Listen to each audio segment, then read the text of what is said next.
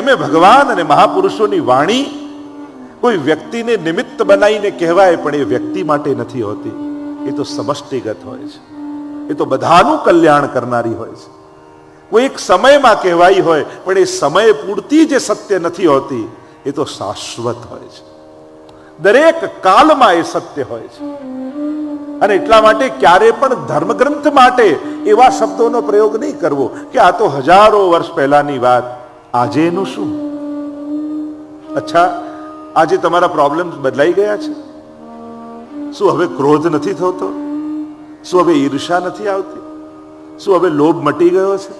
શું હવે દ્વેષ જતો રહ્યો છે? રૂપો બદલાયા છે, બીમારી તો એની એ જ છે.